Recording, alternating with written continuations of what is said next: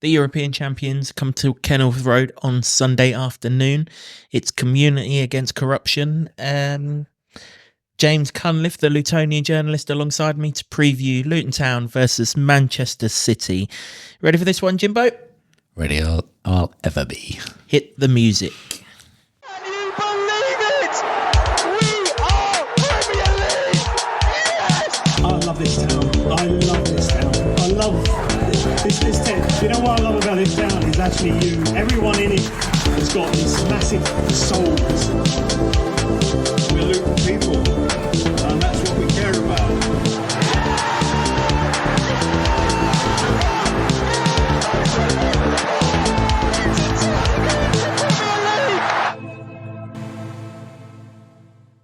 Welcome along to another episode of the Luton Town Supporters Trust podcast. I'm Kev, your host as always, and as I've already said, I'm joined by the Lutonian journalist James Cunliffe for this Manchester City preview episode. James, have you recovered from Tuesday night yet? Yeah, just about. The result will always stick in my mind, but everything else about it was positive. Yeah, no time to dwell on that. We've got the champions of England and Europe, and who knows, maybe at the end of the month, the World Club champions in town. Haaland, he's got his own special entrance, don't forget. He's coming in. The rest of you Man City fans that are watching can go through the shit entrance, which actually ain't getting as much social media now these days. Thank God for that. Before we get started on the football, I mean, this is another fixture that's got so much history steeped in it. Last season on the podcast, we covered Man City versus Luton 1983, Radian Teach, and everything that went with it. Funnily enough, we relegated them that afternoon. No chance of that happening on Sunday, but who knows, by the time the Premier League and everyone pull their fingers out of their asses, they might do that job for us. What are your thoughts on the game, first of all, James? I think it's absolutely fitting that it's being played in December because I'm not viewing this as a football match. It's an absolute pantomime. We've got him on his long run for this episode of the podcast. He's been waiting 3-4 months, well, ever since the fixtures were out for this one, and quite rightly so. I mean, it's going to get billed as what? David versus Goliath. It's going to get billed as Rags versus Riches, Poundland versus Harrods, however you want to do it. It's impossible to go into this game when we're run as well as we are, and a club that's facing 115 charges from the Premier League. You got to mention it, and hopefully we come out on top because we're almost playing for football on Sunday, not just for Luton Town, because we have done things the right way, and hopefully we get to celebrate the fact that we have done that. It's at best it's the fake fairytale of football against the real fairytale of football. But there's no way that I can view it in any other format than an absolute farce, to be quite honest, because of everything that's hanging over Manchester City's head, quite frankly. Luton come into this division getting absolute pelters and criticised for not spunking all the 100-odd million quid they've earned from getting into the division. On new recruits, they go about their business and sign Ross Barkley for absolutely nothing, and he is performing out of his skin. And then on the other hand, you've got Manchester City, who won everything last season and have won countless titles now, but everything that they've won is under a cloud of uncertainty and suspicion. And it's not just because of one season, it's because of 9 seasons and 115 charges against them. It's just unfathomable how it's got to this. And Everton have had their points docked, and still we are nowhere close to knowing what the hell's going to happen to this football club. And it's all alleged at the moment, but while it's there, this is not a football contest for me. It's certainly not a fair football contest, that is for sure. It's not fair for getting the financial charges and everything that's hanging over Manchester City. It's not fair because we're a group of local businessmen and we're up against a nation state. It's there's nothing fair about that either, and this isn't us just whinging. We much prefer it the Luton way. We wouldn't want it any other way than the Luton way. But ultimately, that's what football's become now. You know, you do things the right way. You are owned by a group of fans who put the community first, put the club first, and everything else. But you are coming up against these powerful outfits that have none of that, but have all of the riches needed to, well, put a dynasty of English football together, albeit one that's clouded by corruption, as you say. Yeah, and possibly built on a foundation of sand, really, because the football clubs just should not be owned and run by nation states. They shouldn't have all the wealth and power that they have. We're constantly told that the richest person in the world is a revolving cast of Jeff Bezos, Elon Musk, and Mark Zuckerberg. That's nonsense. The real richest people in the world are the people that own the likes of Man City, because they've got generational untold wealth from oil, which is fair enough. That's their natural resource.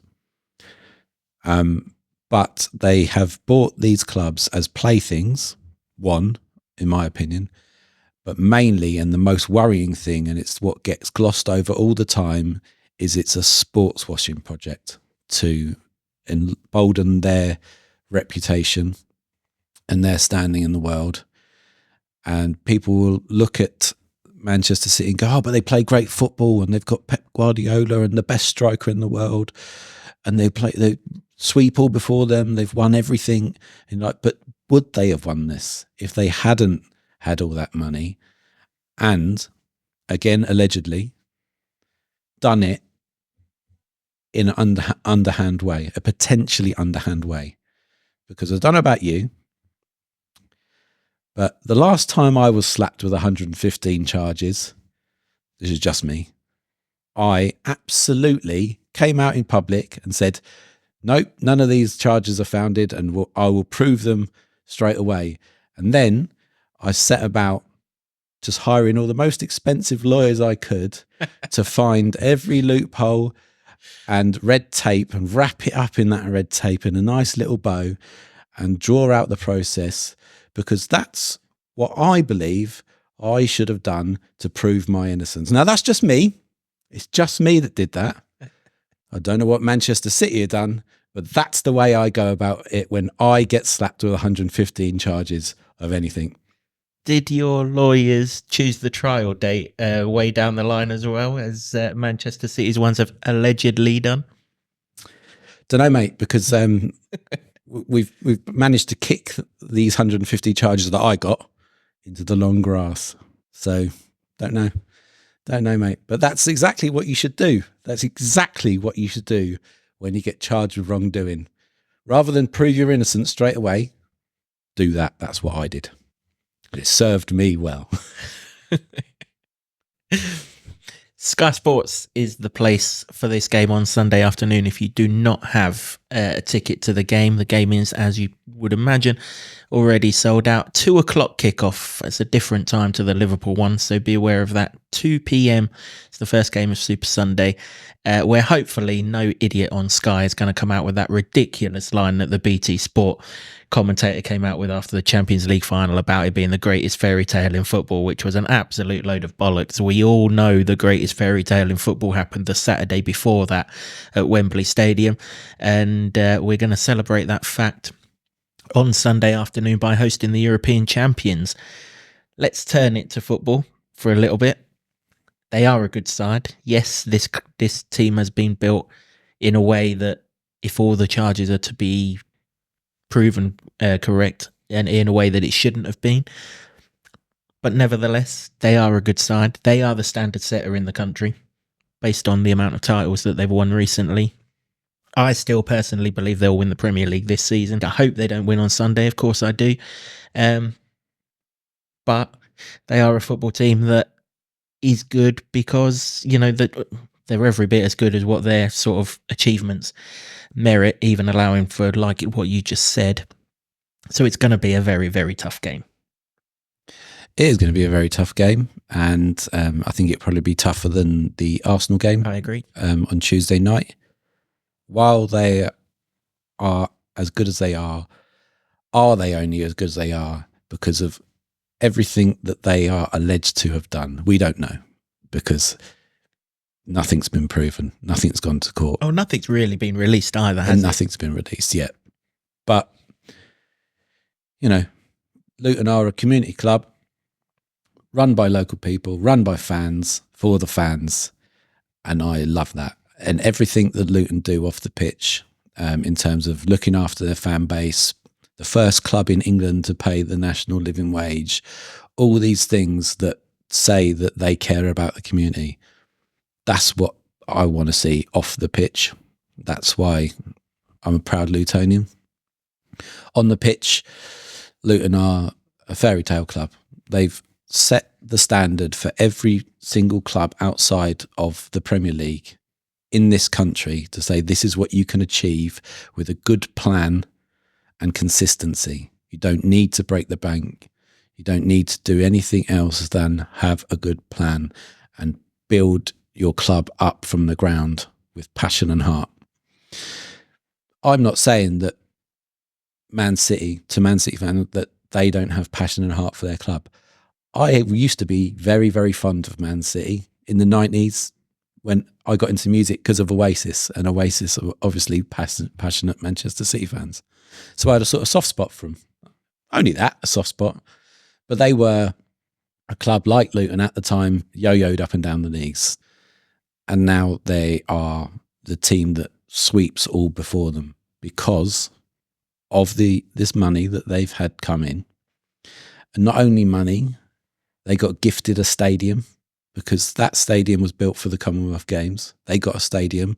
You contrast that against Luton, and the local fans and the local businessmen that run Luton Town Football Club are stumping up their own money to build a stadium in the centre of our community for the benefit of our community. Yes, there will be rewarded handsomely. I have no doubt about it.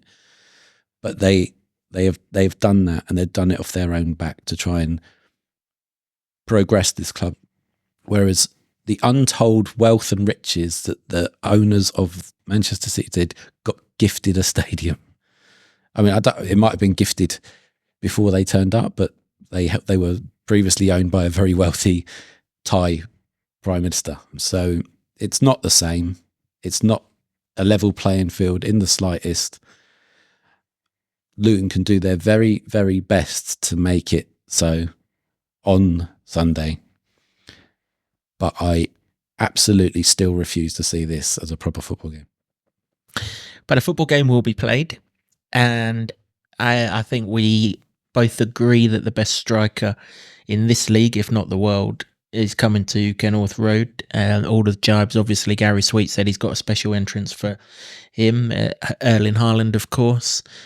I'm not going to ask how we can stop him, because no team in this league stopped him since he come into it. So you can't really expect Luton to stop him. But it would be bloody nice if, one, he doesn't play, and two, he has a Darwin Núñez day and nothing, or indeed a day that he had against Tottenham last week where everything he hits goes wide. That'd be rather nice. It just seems like the best you can hope for that guy. He's an absolute machine, and he's a great striker in his own right. It doesn't matter who his paymasters are. So I've got no beef with any of the players. I've got no beef with any of the Man City supporters at all. I hope that they all have an incredibly bad off day at Kenilworth Road, and that we can all celebrate beating for now, until the charges come out, the European champions. If Luton win, I will be delighted. I'll be happy. I'll be on this podcast in the review one, crowing about it. But if they get beaten, I will quickly brush that off. Not bothered. Well, it's a game that's not going to define what happens to Luton Town this season anyway, isn't it? Much in the same way that Tuesday night was. This is a difficult, like you said, it's a harder game than Tuesday night. This lot have got more options. I think I mentioned in the preview to the Arsenal game that their bench doesn't look fantastic, and so it proved. They didn't really bring anyone on that caused any damage the other night. Manchester City will have people on the bench that can do some damage. I mean, you're looking at poor man's Harry Cornick himself, Jack Grealish. He's likely to come off the bench. He's only got £100 million price tag on his name.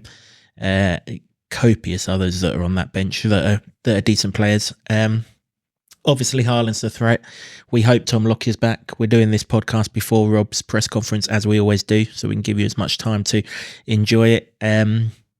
You'd like to think Tom Lockyer would be back if they were giving him as long as possible ahead of Tuesday, if that indeed was how it was. If he is back, he's probably got the physicality to deal with Haaland, but it's obviously Haaland's movement that would be the one. I mean, he's the quickest to 50 goals in the Premier League, isn't he? He doesn't even seem like he's been there long enough to score 50 goals in the Premier League, but he has done. Quickest by an absolute country mile as well, and yeah, he definitely needs to have an off day, but he's not the only one that needs to have an off day. Mr. Doku down the left-hand side, he's in his first season in the Premier League. Usually, foreigners supposedly meant to take 6 months or so to get used to the Premier League. This fella hasn't. He's hit the ground running, and running is very much what he does. And do you know what? It'd be a lovely afternoon to have Issa Kabore down the right-hand side, matching him stride for stride, but that's not going to happen because obviously he's on loan from Manchester City. So Doku could be a serious threat down that side. We're assuming Doku will start ahead of Grealish. Not necessarily guaranteed because Grealish was suspended for the Aston Villa game. So maybe the fact that he didn't play in that game will mean he's fresher to start. But I don't think Pep's going to be too much of a rotational mind now that they're 5 points adrift of Arsenal ahead of that Aston Villa game. Yeah, they're going to come out all guns blazing, aren't they? And he's been on fire this season. He's a traditional winger. He wants to beat a man and he wants to get to the byline. And yeah, it's just whether you can stop him, because it's a simple enough task. But when you've got pace and power, it's a very difficult challenge. So, it's not just whoever's up against him. Everyone who matches up against that side has to play out their skin and hope that Manchester City don't particularly turn up, or they don't particularly like the surroundings of Kenilworth Road. And that's just the reality of the situation, because in an ideal world, the Premier League will be sort of a fairly even footing of 20 of the best teams in the world. But unfortunately, you've got probably 4 teams that are head and shoulders above the rest, and Manchester City are better than all of them. And that's just the harsh reality of this league. So ordinarily, you'd want to see the best players come here and Luton test themselves against the best players. And I know some people will just want to focus on that, and good luck to you. But I'm not making your life very easy. I'm sorry, Kev, but I can't get past the fact that they have spent an awful lot of money that they probably shouldn't have on these players. Yeah, that's true. You can't get away from it. It's there. It's for all to see. It's been made even more in the spotlight with what's happened to Everton in recent times. But one man that they didn't spend any money on, someone who's come through their system, who's one of the best in England, if not the best English player after Jude Bellingham right now, in Phil Foden. I've got to be honest, I don't always enjoy watching Man City games, because in much of the same way that I didn't enjoy particularly watching Barcelona games or Spain games when they were dominant in the Euros, they just tap and bore you to death. Not so much this season, because there's been like basketball games, Man City games that I have seen. But Phil Foden is an absolute class act. You can't not like, if you like football for the game itself, you can't not like Phil Foden. He's just a little magician. He's got a magical left foot, can play all across that front line. If we manage to stop Haaland, and if by some stroke of luck we manage to stop Doku, then we're going to have to find a way to stop this fella as well, because he can just do untold damage. He can. He's arguably sort of a generational English talent. Fortunate to have a lot of them. Bellingham, you've mentioned, he's one of them as well. I mean, of course, Gareth Southgate doesn't fancy him at all, so doesn't start him. So that speaks volumes. But he is a wonderful English talent, and when he pulls on an England jersey, I'll be all in favour of him. Yeah, absolutely. We all will be. I mean, they're the three that we think could be the main threats. Of course, there's Alvarez. Of course, there's Bernardo Silva. Of course, there's every other player who's going to be in a sky blue shirt, if indeed that is the shirt that they wear. Some of these away kits are atrocious, aren't they? So kind of hope that it is the shirt they're going to wear. However, for all they're good going forward, they have not been good defensively recently. I think it's 10 goals conceded in the 4 games prior to the Aston Villa game. So whilst we're going to struggle to keep them out, there's certainly reason to believe that we can get after them. We've just scored 3 goals against a watertight Arsenal defence. This lot are not watertight at the back whatsoever. They've got a left-back in Gvardiol, who was the best centre-back at the World Cup for Croatia, but he's playing left-back for them. Then they've got this fancy thing at right-back where he has to pop up in the centre of midfield in much of the Trent Alexander-Arnold mould. So that could open the door up to whoever plays left wing. And they're not particularly great at defending crosses, which will get the old light bulb switched on in our attackers, won't they? Particularly after Tuesday night. So whilst we're going to struggle to contain them, there's every reason to believe we'll get a bit of joy going the other way, and this could turn into another one of those crazy ding-dongs. Yeah, I hope for Luton's case that it does, because it's a free hit. The pressure and the shackles should be off.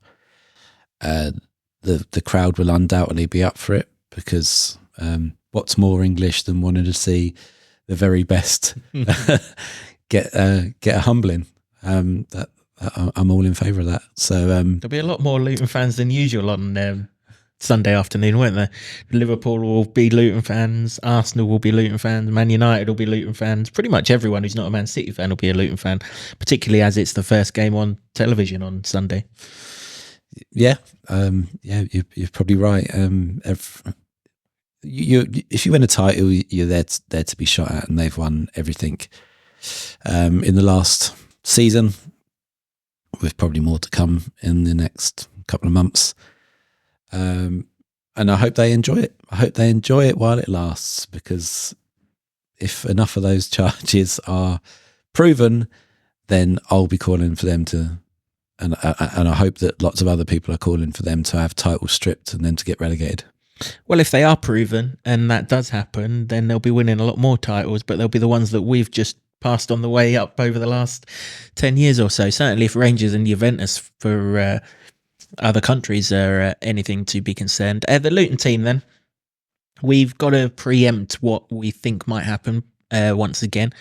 As I said earlier, we think Lockyer, or we hope Lockyer will be back. We know that Sambi Lokonga is going to be somewhere in and around the contention. Rob confirmed prior to the Arsenal game that he was back in training and fit, but couldn't play in the Arsenal game. We know that Issa Kabore won't be playing on Sunday afternoon. So we're forced into that change. That throws up a conundrum at right back, doesn't it? Last time we had that during the Crystal Palace game when Issa was concussed the week before. It was Alfie Doughty there. That didn't really work, and it just affected the balance of the side. So is it Chio down the right-hand side, Jacob Brown, one of those two?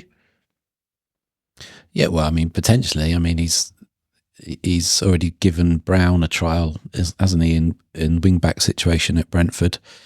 But Chio's probably more likely. He's played there more. Can keep up with Doku. That'd be a great race, wouldn't it?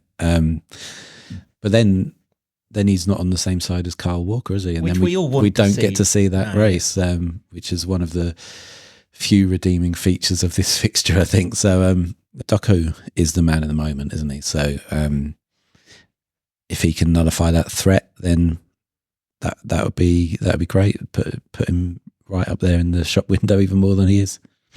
The other one we don't know about fitness-wise is Marvelous Nakamba. The talk is that it wasn't as bad as they thought it could have been, but no real timescale has been put on it. And to be quite honest, I'm happy if he doesn't play this game, chances are we're going to lose this game. The worst situation is that he plays this game and gets booked and he misses Bournemouth, because with all the best will in the world, whilst we'd love to take out the European champions on Sunday, that Bournemouth game is getting ever bigger and ever bigger the closer it arrives. So if he was to get a 5th yellow card on Sunday and miss that Bournemouth game, that would be el catastrophe. It would not be good. And so it'd be interesting to see if he's fit. Also be interested to see what happens to the front three. All change against Arsenal. Is it all change again? Or did Elijah do enough, and indeed Jacob Brown, do enough? I think it's pretty much a guarantee that Townsend will play, because with the little bits of the ball that we do have, we're going to need to keep the sodding thing, and he's as good as anyone at doing it. Did Elijah and Brown do enough to keep their place in the side, or is it back to Morris? And, well, we've already alluded to the fact that Ogbenny's probably going to play right wing back. So is it back to Elijah and Chong? Yeah, Elijah, definitely.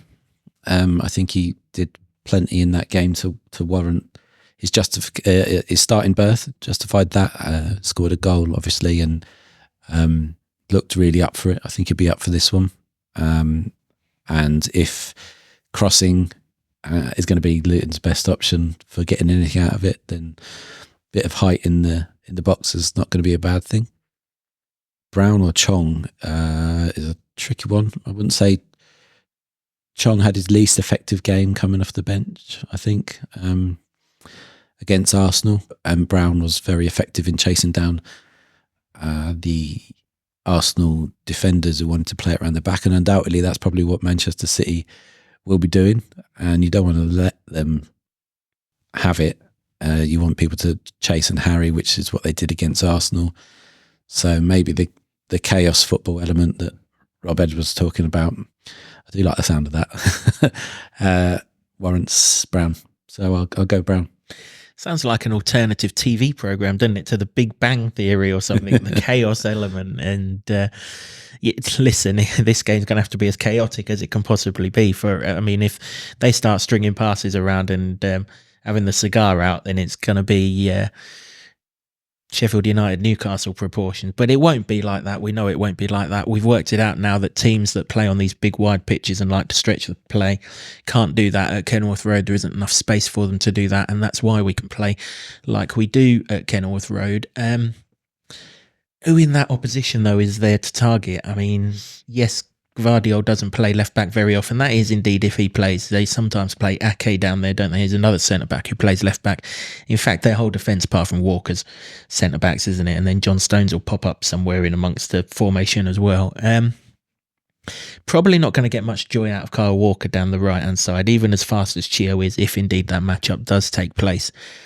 So is it literally set pieces, bit of Barkley magic, bit of Eli unpredictability? Is it, or can you see an area as a sort of structure? I mean, I'm trying to think of goals that Man City have conceded recently, and Tottenham hit them on the counter attack, didn't they? That'll bode well for us. Chelsea just overloaded them, didn't they? Really, in that 4-4 cracking game. So you wouldn't have thought we're going to do that. That would be a right risky move. But how do you see us approaching it from an attacking point of view? Set pieces, yeah. We've shown that. I think it'd be interesting to see how well Luton do above the league average for set pieces. I asked this of Edwards before the Arsenal game, that I saw an interesting sort of animated stat-laden piece about how actually in the Premier League only 3.5% of corners were converted into goals, and Luton have targeted this season. They've made it an important way in which they can get goals. Obviously scored 2 of them against Arsenal, so it'd be interesting to learn where they are against that national picture. So undoubtedly, yes, set pieces, crosses, and everything to go in their favour. You need the footballing gods to be favourable fairytales. We need a referee who's going to be strong and be good, not like that clown on Tuesday night. They've not announced I don't think they've announced the official. If they have, oh yes, they have. Sorry, Tim Robinson's the referee, which isn't fantastic. But hopefully, hopefully he feels sorry for us having come up through the Football League himself and wants to take pity on us on Sunday. Yeah, we are good on set pieces. We must be approaching double figures now for set piece goals, which is really, really good. Fair play to Alan McCormack, who is widely sort of regarded as the man who works on the set pieces at both ends of the box, actually. And actually, defensively from set pieces, we're not that bad. So maybe we should give corners away and we'll keep a clean sheet. I don't know. Maybe that's how it works. It's an interesting one. I personally think usually it's the left hand side, isn't it, that we focus on. I personally think the right hand side, whether it's Ake, whether it's Gvardiol, or whether they spring some other left back that costs 50 million quid in there. I think that's the route. And also, I remember Andros Townsend scored a few bangers against this lot when he's in his Crystal Palace days. I think they were at the Etihad, but even so, bangers are bangers. If he wants to open his account like Ross Barkley did on Tuesday night on Sunday afternoon, that would be a well-timed time to do it. It would, absolutely. I'd relish that. You're sniffing around the edge of the area a couple of times against Arsenal, but they sussed that one quite quickly and shut it down. But then again, he fed in Barkley for the third goal. So if you stop that one thing, then I think Townsend's got enough about him that we've seen so far that he can offer something else up. But I think that's probably a decent route. You're obviously not going to outrun Kyle Walker down the other side, so it makes it more difficult to gain anything on that side. So it's all a bit slim pickings, isn't it? But we knew that coming into it. Yeah, exactly. And I think it's the last one of these games at home that is slim pickings, as we alluded to in the Arsenal review podcast. There's nothing to fear after this game, and there's probably nothing to fear here either, really. I mean, obviously they're a good side, but you know what you're getting. There's no unknown about them. They're pretty well known now. They're going to play the way they always play. Whoever it is who's playing, they play the one style of football, and it's up to us to just have it in us to run around and try our hardest and just stay in the game, really. You saw when they went to Sheffield United earlier on in the season, Sheffield United stayed in the game. It's about the only game this season they have stayed in, but they stayed in the game. I think they got an equaliser with about 5 minutes to go, and then they'd done the Luton thing of conceding straight after. So if you can stay in the game, you can sort of catch them cold, and the atmosphere and the things that they're not used to and all of this, that and the other could combine to who knows, make it a memorable afternoon. We were seconds away from getting a draw against Arsenal, so that's got to give everyone belief that we can do this. Yes, they're a better side, Man City. I think we're all agreeing with that. If they're not a better overall side, they're certainly a better attacking threat than what Arsenal showed on the night. But I think we can get at them. I am expecting a high-scoring game, but I'd quite happily walk away with a 0-0 right now. I think our first clean sheet in the Premier League against Mr. Haaland and co. Yeah, I mean, I think that's one score we can guarantee is not coming along. I mean, now you are talking fairy tales. They're not going to score. That's a fact. If a clean sheet happens for Luton on Sunday, then I don't know which way is up and which way is down anymore. No, it would be something quite special where the first clean sheet in the Premier League to come. It's look, it's not going to happen. That's not saying anything that we shouldn't do. I wouldn't have thought anyone's going to expect us to keep a clean sheet. I would imagine even the players are going to go into the game thinking to win the game they've got to score at least twice, probably even 3 times, really. That's just how many goals Manchester City score, as you all know. We will finish this podcast, as we always do, with a score prediction, and this one will be interesting. You'll have a heart and a head prediction here, I suspect, but let's go with the heart, I think. 115-0 to Football. I knew it was going to be something along those lines. Go on, and your head? It'd probably be a defeat, but like I say, it counts for nothing. Doesn't mean anything, and I absolutely refuse to give you a score. With an asterisk next to it that if it's not a defeat, it means absolutely everything, as we will eulogise over on the review podcast. For what it's worth, I'm not here to pick Luton to lose, just can't do it. And hey, I was almost close. Well, I wasn't almost close the other night with a 1-1, but we almost got the draw out of it. So let's go 3-3 for this one. They've had a 4-4, haven't they? They've just had a 3-3 against Tottenham. Let's have a 3-3 against Luton. There have to be goals in this game. If there aren't goals in this game, something seriously bizarre has happened, like the game's been called off or something or other. There's just got to be goals in the game. I see you're keeping it sensible, Mr. Palmer.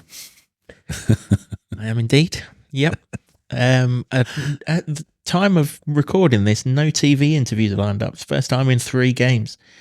They're probably trying to contact Kevin Palmer, that's why. Well, that is probably absolutely true, yeah. Or maybe Sky just don't care. I don't know. Who knows? 3-3 for me. And, well, we're not going to get one out of James, and that's absolutely fair enough. But we would like your score predictions. What do you think's going to happen? Let us know how you think Luton can approach this game. Who would you like to see in? Who would you like to see out? Changes from Tuesday, front 3, everything else like that.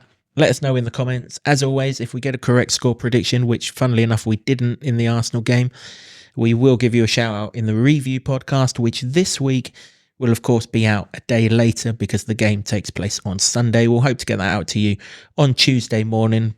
But again, if you've subscribed to the YouTube channel or wherever you get this podcast, you will know 100% when that podcast drops. James, thanks very much for your thoughts. It's been like getting blood out of a stone, but I've given it my best. And I look, well done, mate. Well done. And I look forward to the reunion of trying to get blood out of a stone when we do the review podcast. I hope everyone treats this fixture with absolute contempt it deserves. Up the football. Absolutely. That is it for this episode of the podcast. Thanks very much for watching or listening, however it is that you've consumed the podcast. As I say, please do keep subscribing wherever it is that you get the podcast from.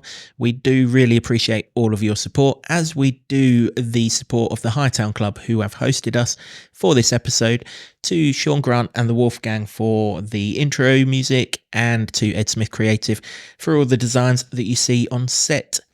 Until next time, come on football, come on the real greatest fairy tale in football, come on you Hatters. Can you believe it? We are Premier League! Yes! I love this town. I love this town. I love this town. You know what I love about this town is actually you. Everyone in it has got this massive soul. We're Luton people.